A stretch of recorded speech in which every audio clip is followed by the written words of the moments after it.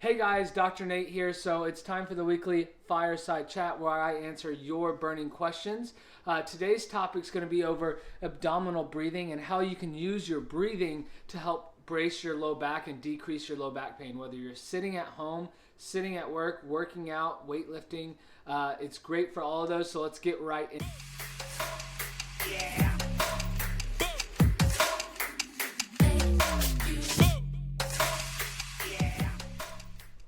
All right, take a deep breath in.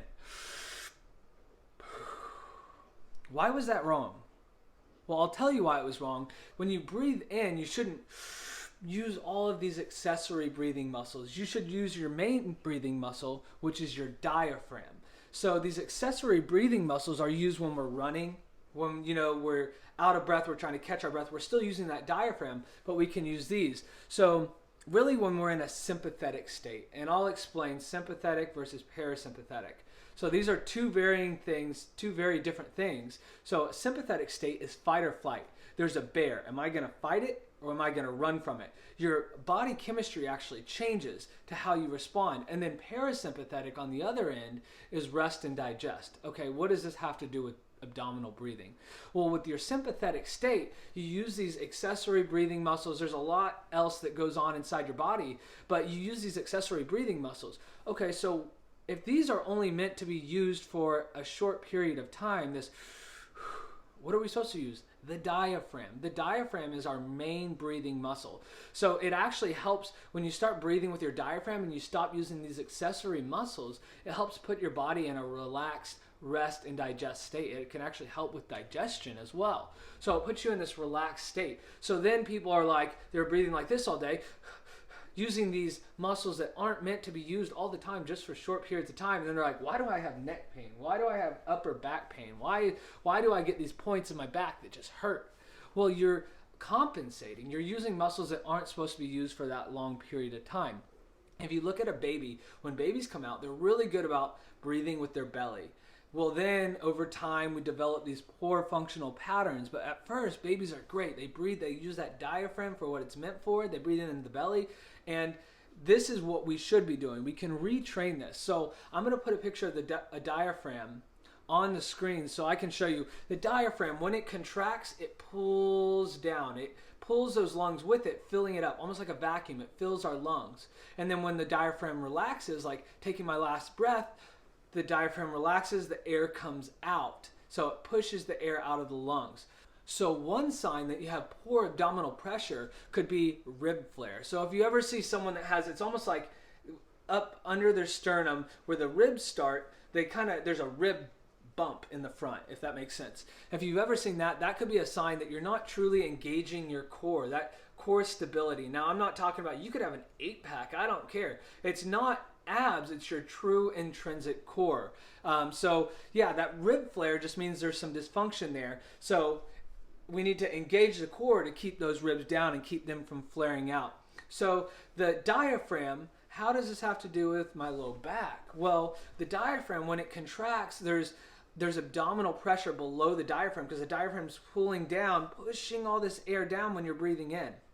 So it should be able to stabilize from right below the diaphragm all the way down to the pelvic floor. So when you're breathing into your belly, so when I breathe in, my belly should expand, and I breathe out, my belly should go down. Now, I'm not sticking my belly out, but it works all the way around. I don't just want the belly expanding, I want it expanding into the sides. When I breathe in, I should feel it expanding into my hands as well as in the back.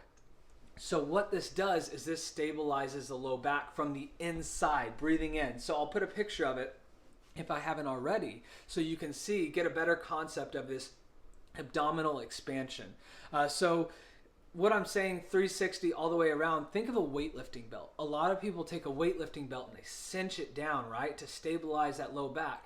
Actually, that's not correct. Of course, when you get into like thousands of pounds, like the world's strongest man, okay, you might need a little more pressure, but really what it's supposed to be, you put that belt on there lightly where there's a little wiggle room. So then when you go to do the lift, it's supposed to be a cue to have you breathe into the belt. That means you're bracing your low back from the inside. That belt's not bracing it, you're actually bracing it and breathing properly, and it keeps that low back stable. When you look at World's Strongest Men, weightlifters, things like that. There's no way they could pick up those heavy weights without injuring their back unless they've mastered the abdominal breathing, the core pressure.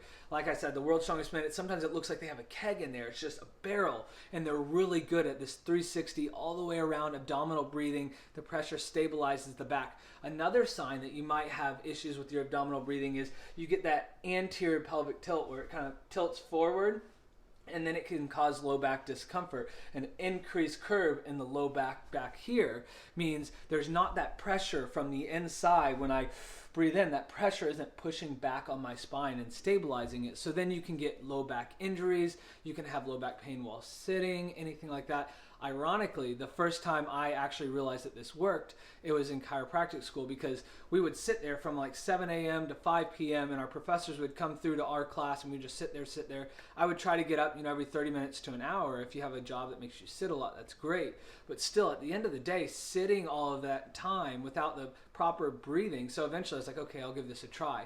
And I could actually feel it sitting there, and I could feel it relieve my low back pain. So give this a try, whether you're sitting on the couch right now, you're sitting at work, anything, or even if you're an athlete.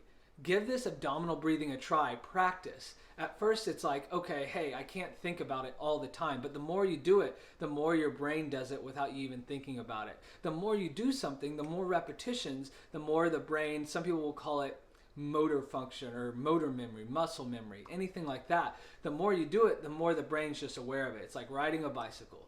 So give this a try. Let me know what you guys think, and let me know if it helps with your low back pain. All right, so that's it for today's Fireside Chat.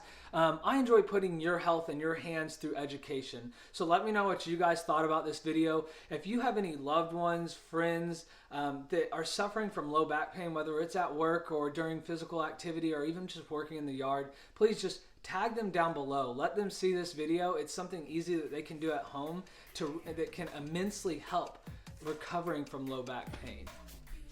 Dr. Nate, logging off. Have a great weekend, guys.